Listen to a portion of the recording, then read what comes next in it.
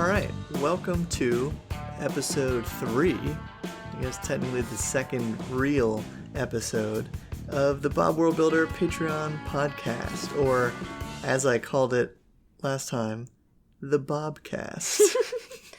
Wait, we've done 3 of these? We only did 2. Okay. Secretly recording podcasts behind my back. No, I definitely told you about the first one. It was about orcs. But this one is about pantheons and making them for your setting. Yeah, it is. You can yawn.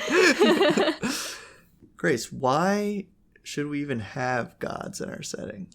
Well, baseline, you need at least the concept of gods to have clerics in your game.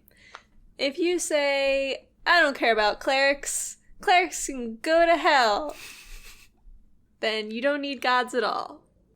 But I don't know. I mean, I've definitely seen, I know we've looked at like a really edgy like homebrew paladin that didn't worship a god. Oh yeah. But I've seen versions of it, and there are even some official subclasses, I think, for paladin and cleric that focus on just like, I don't know, more general topics, I guess. Well, that's why I said like the concept of gods, because I know in Eberron they're like aren't really gods, I guess, but it's like your devotion to the concept that the quote god represents that gives you cleric powers. Okay. So at least like some kind of higher power needs to be believed in order for there to be clerics.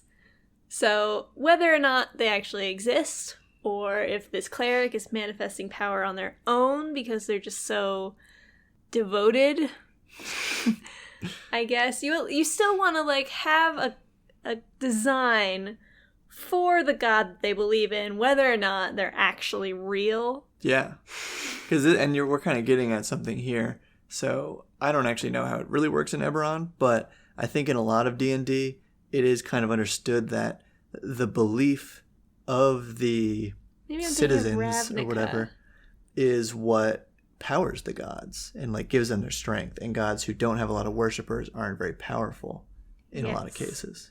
That's something that I've used in creating the second gigantic pantheon that I've created. They help humans because humans help them. Makes sense. Like with this pantheon, it's a symbiotic relationship.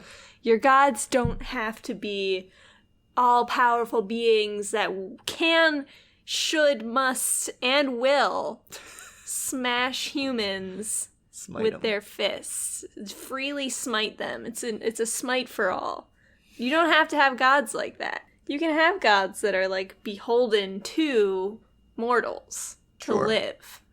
Yeah, and I feel like in, I don't know, most of the D&D that I've played, the gods are pretty nice. Like they mostly are the good ones that are helping the characters, and we don't get too involved with the evil gods. And even when we do, it's always through the actions of like a cult. That's like a very common D&D enemy versus like an actual god just straight up causing havoc for some reason. Most of the time, we'll say. Yeah. But yeah, so you mentioned you made some giant pantheons. So like, how many gods is the right amount of gods for? There is no right amount of gods. You can have as many or as few gods as you want. I can have one god? You can have one god. There are several real religions. Wait, what? That only have one. Cool. Yeah. I'll just take your word for it. So obviously you could put that in your fantasy setting too. Yeah. But if you're me and you've always been... Listener, if you are Grace... if you are me, which you might be if I listen back to this, and you just have a fascination with pantheons like I have since I was in elementary school, then maybe you just really love creating them, so you love making gods, so you don't know where to stop, and then you wind up with a pantheon that has like 20 gods, and your players probably don't care about them. They don't know who they are, but you know who they are. Yeah. So, this is all from a world building perspective. It's about what's fun for you as the DM, but it's easy, at least for Grace and myself, totally, to get carried away with this kind of thing, and you end up creating a lot of esoteric lore that will never be seen. But, there's always ways to incorporate that kind of stuff. So let's say, one god is probably really uncommon, I think, for most. I've never played or even heard about a setting that only involved one god. I've heard of no gods, and I feel like a lot of gods, 5 plus, say, being a lot. And there's also the idea of like a yin-yang kind of two god dualistic system. I'll say that's sort of an idea I started with when I made the current Pantheon that I'm working with, which is 4 gods, so it ended up being a little more general. My current Pantheon is like 12 yins and 12 yangs. Sure. Yangs? I don't really know. Yoings? Yingles. Yeah, anyway. So, 2 is a very cool way to start out, though, because you can have things just falling into 2 categories, opposing ideas that each god represents. Obviously, you can fine-tune that with many gods representing very specific things. So the question, I think, here is, how does one decide what things a god cares about and represents? I think probably the most important way to determine this is what is important to you, the DM, and what is important to your players.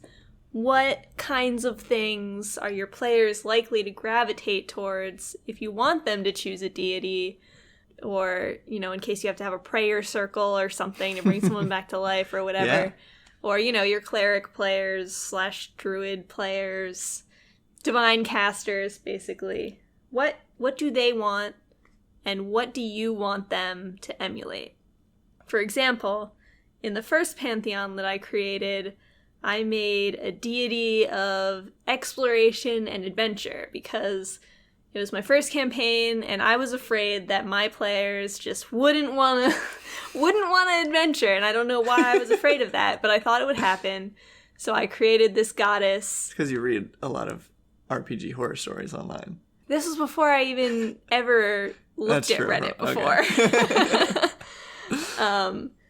So yeah, I created this goddess who is a goddess of risk and exploration and basically just exploring for the sake of exploring rather than always expecting giant heaps of gold for it. Yeah. And I think that's like a great idea. It's definitely the god that was the most important then in that campaign. And I feel like in the other games we played in that setting. Yeah, she's my favorite. Yeah, God of Adventure is like an easy thing that you should probably have in your game. Whether, it doesn't have to necessarily be specifically all about adventure, but one of your gods should have the idea of adventurers, or the profession, I guess, if you want to call it that, kind of under their... In their portfolio is the lingo. Yeah. And so you kind of brought up a good point, though, about designing it around player interests. I mean... So it was a really good point. Yeah, you brought up a really good point about player interest being the key here. And I think that's so true because religion in D&D is something that the players they're not going to care about it unless it is directly affecting them. And then if it is just like a totally top-down kind of like forced on them thing, they might not love it. But for those players who do make divine casters, I think it's really good to involve them in the process. So in my first pretty long campaign, one of our players, Andrew, made a paladin, and he chose a god that I had made up a general idea for, but I let him do a lot of the decision making as far as symbolism and kind of what the god really stood for, I guess, and how they were portrayed in the actual world and how people worship them and stuff. Yeah. And then there was me, who I was a warlock, and then my patron was then one of the avatars of... I don't forget the name of the... It's not important. The name isn't important because you, the listeners, don't know what we're talking about. But... No, but that's a really good point because I didn't even consider making Archfey in my setting but you were like, well, I'm playing I a need Warlock one. Archfey. So I had to kind of come up with how it can fit in the Pantheon, and that ended up expanding it right off the bat. So whether or not you're doing this directly with your players, it's good to leave a lot of gaps for them to have input. Yeah, that's kind of one of the benefits of having a giant Pantheon, is that chances are the thing they want is already covered because there's just so many. Yeah, I kind of disagree though, because I feel like then because you're getting into more and more specific ideas with each god in a big Pantheon, and then your specific idea, like the way you're looking at X topic, might not be the way the character or the player looks at that topic. Yeah, that's true. I think I've kind of run into that with the cleric/paladin in our current game. He chose to worship the goddess of gentleness, Miawe, who does have cat ears. And he basically like worships nature and specifically fungus. Yeah. So I thought he should choose Lurara, who's the goddess of nature, but he wanted Miawe. And like Miawe is still kind of a goddess of nature, so it works. But yeah, you're right. It wasn't what I had envisioned for that goddess when I created it. I guess another way to look at this, though, is the idea of different peoples in the setting, different cultures, worshiping the same god, but worshiping perhaps different aspects of that god, or just they have these different opinions of what the god actually does in the world. And maybe the god does behave differently toward different peoples. Because that campaign, for you listeners, is in the Underdark. So it probably, I don't know if that's what you had in mind when you made those gods. In this setting, there are multiple pantheons that exist. Yeah. Due to the nature of the world, it's overly complicated, and one of the reasons why I am retiring the setting. Yeah.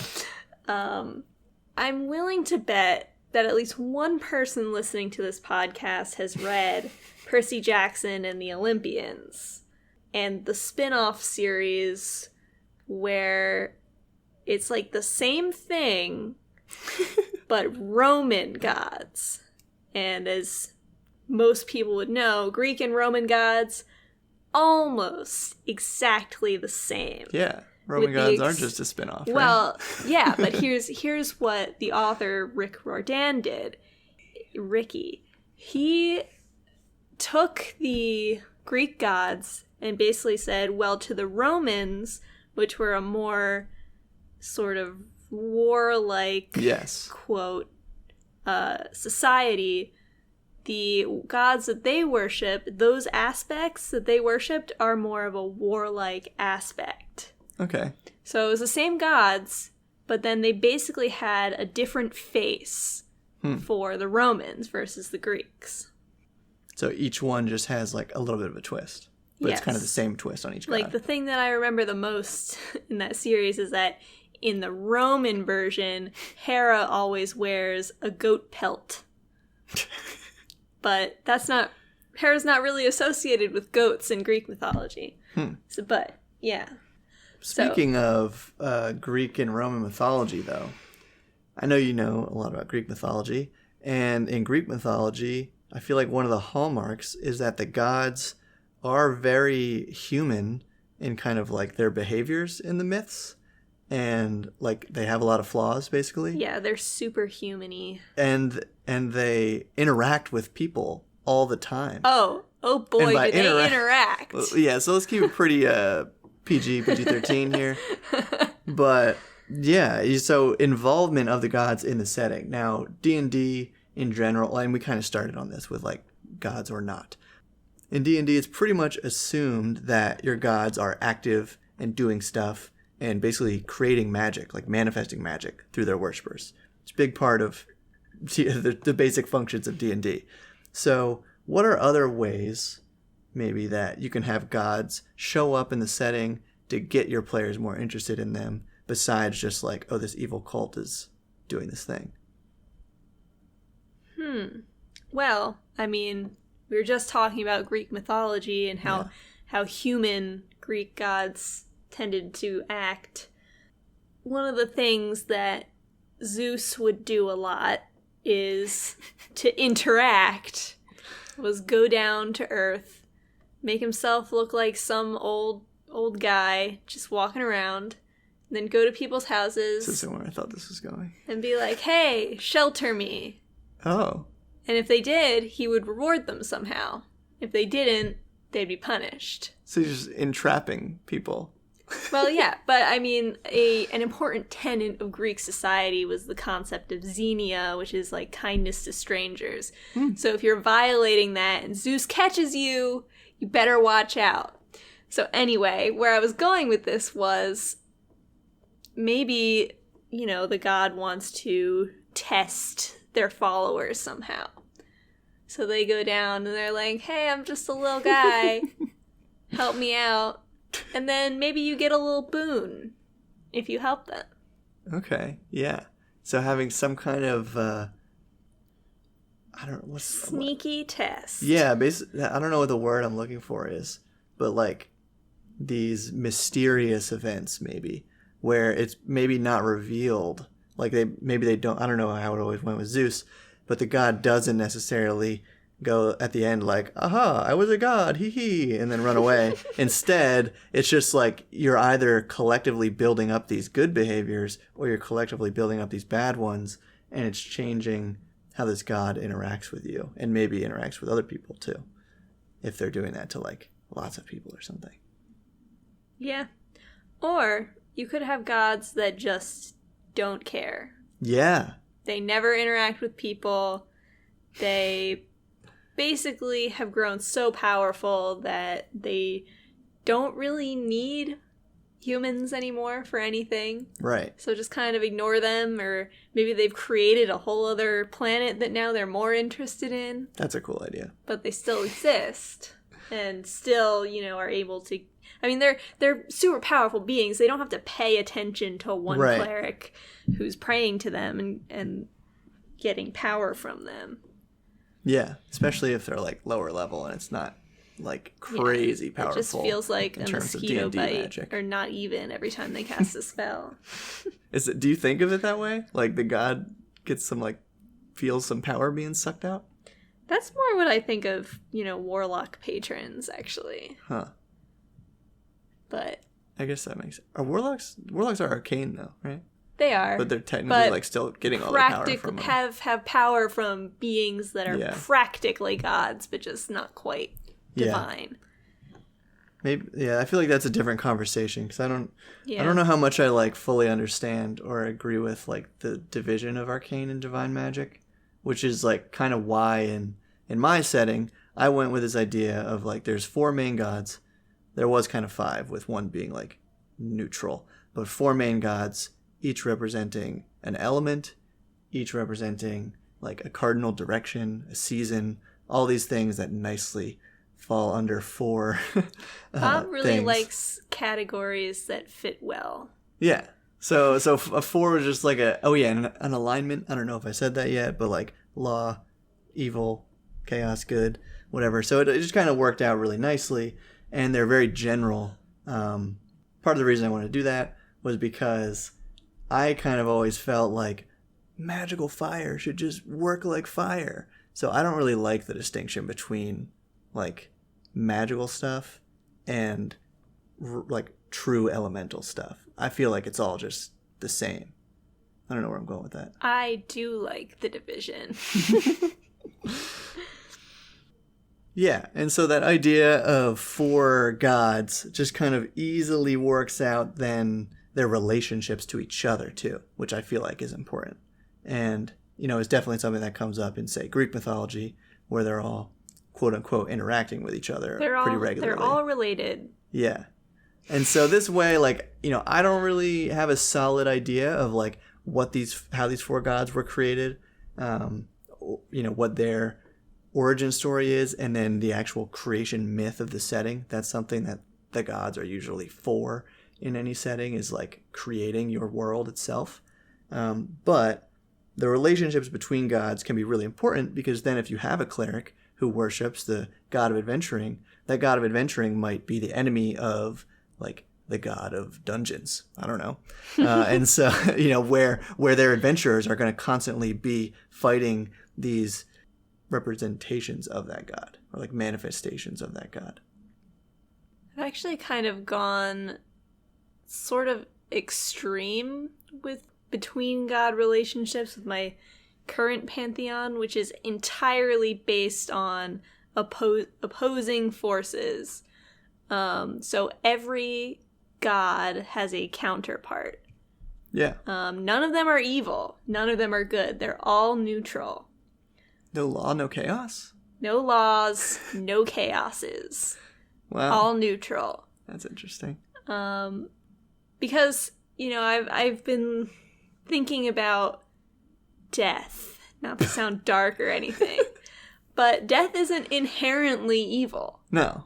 War is not inherently evil. And yet, well, it's bad. Yeah. But was it evil to go to war against Hitler? No. Well, he started it with evil. He started it, but, it wasn't... Anyway, what I mean? So it's bad, but sometimes it can be righteous, is what I'm saying. Okay. So none of them are evil. So, like, the god of death is also the god of mercy. And the god of murder. Okay. It's a little bit complicated, but people who worship that god also have to, in the society, in the religion, they must also pay tribute to the god of life. Even people who are evil and worshiping the god of death for the murder aspect, or whatever, they would still, in the society, pay tribute to the god of life, because they believe that death can't exist. My god, murder, cannot exist if there is no life in this world. Okay, so, that makes sense. If they were to make an offering to the god of death, they would make another, probably smaller offering to the god of life. So in that way, even if you are paying tribute to this evil concept, you're paying at least a little bit of tribute to a good concept. So it's balance. It's not necessarily, neutrality, but it's balance between good and evil.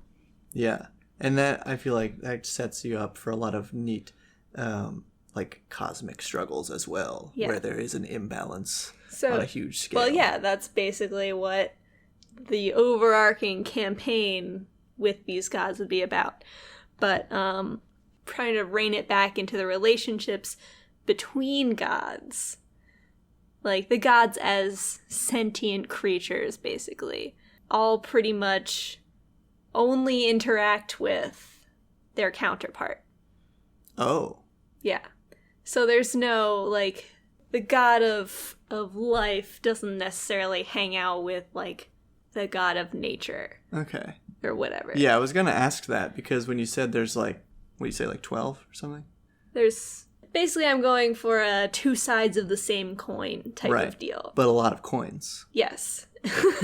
So basically, these gods are so intertwined that they're almost the same creature, but they're not. Yeah. So it's like a bunch of dualities. Yes. But then none of those are really connecting to the other ones. Yes. They were all created by one creator god. Okay. And does anybody just worship that one? So, sort of. I really like the concept of the creator also being the destroyer. Yeah. So, in my first pantheon, I created this goddess who created everything, but before she could finish actually creating a planet, she was the god version of murdered. So she's not dead, but she is in a hibernation state, and when that happened, the child gods that she'd already created basically pulled what she had made around her, creating a sort of shell. and that's the planet that people live on. But the gods basically view this as imperfect and destined to be destroyed when their mother wakes up and destroys the whole planet unintentionally. But she will do it. It'll happen. Yeah, and so before we... Yeah, I mean, well, and that brings up another good point, is that the gods, even though they're super powerful, aren't all powerful. Even the creator god was, like, trapped by these low gods that she made. She wasn't trapped. She was... It's a protective shell. It's meant to protect her from the god that murdered her in the first place. Oh, but another god was able to kill. Right, yeah. That so one. Gods can kill other gods. That's been a thing that is almost always a thing. Yeah, but so I'm just saying it's like there have to be limits to these gods' power as well. Right. So of course, like they have a thing that they focus on, but in this game, where by like level 18, your characters are like pretty much doing godly stuff on the reg. It's good to know what your gods actually can and cannot do, because they might be challenging some lesser gods at that point of a game. Yeah, see, if you have a god, your players are going to try to kill it. Well, I mean, once you get to like planar travel and stuff, perhaps, and that brings up another point of like, where are the gods in your setting? Do they just kind of exist throughout everything, or do they literally manifest on a super tall mountain somewhere? Or are they just like king of a plane and they kind of like stay on that plane? Yeah. But then once your characters can go there, they can literally like see and touch and attack the god if they felt like it. Yep. I really like giving my gods their own little demi-planes. I don't really like to put them on, the D&D standard planes like Mount Celestia or whatever. All those weird outer planes. Yeah, all the outer conceptual planes. I don't like using those. I like demi-planes that my own, like the gods created for themselves, because they're gods. Yeah. They can create whatever they want, even if they're not the gods of creation. Yeah. And I kind of like the idea of... And like this is something that actually inspired my like 4 god system, was that the gods literally are the planes. So like the sun is the plane of fire, and it is literally the god. Wow. Because like mind is blown. Because shouldn't the god just be this like massive, crazy, powerful thing? Well, yeah, obviously. Yeah. So like as soon like when I thought of that, I was like, heck yeah, that makes so much sense to me. And like god of water, just freaking is the ocean, man. Is the ocean. Yeah. Like why not? Yeah. So I don't know, and so I like that they're kind of like everywhere, and they probably do. Like I haven't gotten to this point with a campaign yet, but the gods definitely are able to manifest as certain things and have these kind of like avatars of themselves that can probably be fought, but like to destroy the actual plane doesn't make a whole lot of sense. Yeah. Like only the other gods can really do that. And unless we got into like epic like 20 plus levels, I don't think the characters can like destroy the sun, but I don't know. I bet there's someone who has figured it out peasant pole gun style. But ever since we watched Annihilation, I've been into the concept of the unknowable creature. Sure. Doesn't have a human form, humanoid form, doesn't want one, thinks it's kind of weird and gross, not into it. Prefers amorphous cloud of shapes. Yeah. Like pink mist. Yeah, I mean, so one eyeball. As a Lovecraft fan, Lovecraft writing fan, I should always specify. The idea of the gods being these totally mysterious, abstract things that, if viewed or if grasped in even some slight degree, end up just making you insane almost, because it's like they're just beyond understanding. And so that's kind of what I want my gods to be, because I like that idea. But I also, I don't know, in D&D you kind of need them to like do more stuff and have some personality, basically. Whereas those gods are always just like, what? Puny human? I didn't even know you were there. Yeah, but part of their personality might be what they choose to manifest as instead of having a human avatar. I don't know. I think of it as like, I don't even know if I use the word like choice for those gods. Because you can't, like, they're just acting on like a totally different plane of thought. The whole unknowable like, thing. Yeah, it's like, what are they deciding to do this? Like, I don't know. I feel like I'm getting into too like we're abstract getting into territory some very here. Infinite abstract. We're getting into great old one territory. Maybe that's a whole other topic as well. Are all your gods just great old ones? That's up to you. Am I a great old one? And I don't even know because I'm unknowable? You wouldn't know. No one Maybe would I'm know. just an okay young one. I mean, this is kind of why I made my current great old one warlock patron something that just absorbs thoughts. Yeah. And okay, so we're getting kind of like topic. kind of off topic and kind of to the length that I want these podcasts to be. So I want to touch on a few ideas and then kind of like circle back to what we were just talking about because I think it's kind of the core idea here. So in D&D, you're typically going to have like a dozen or so gods. They're going to be like, oh, I'm the god of light. I'm the god of war. I'm the god of death. I'm the god of whatever. Doesn't matter, nature. And then each one is like, oh, and this is my emblem, and farmers worship me, and fishermen worship me, and clerics or I don't know, druids worship me, and blah blah blah, and it's all like very specific and like very nailed down with like, oh yes, and like a sword is the symbol of this god, and like it's fun to create all that stuff. Yeah. But that's the stuff that you get like carried away in easily.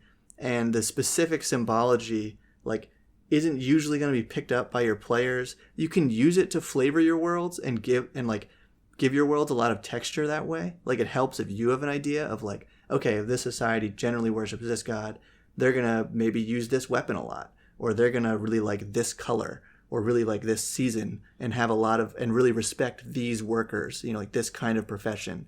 Because they can fall in a god's portfolio.